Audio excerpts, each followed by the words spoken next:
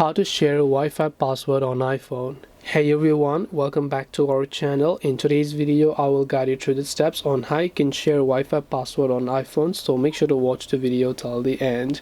Now, to share your Wi-Fi password on iPhone, all you have to do is simply swipe down your control panel settings and open the Wi-Fi settings over here. So go to Wi-Fi settings. Now you can see I'm connected to a certain Wi-Fi for which maybe I would like to change and share the password. So for this, when you're connected, you can tap the eye icon from the right hand side here, and here you'll find this option called password. Now currently it is in dot, but to enable it you just have to touch it once. So when you touch it, it will ask you for your Face ID. Confirm with your Face ID, and as you do that, your Wi-Fi password will be revealed over here. And this way you should be able to go ahead and then basically share your Wi-Fi password on iPhone. Hope this video was helpful. If you have got any questions, feel free to leave them down.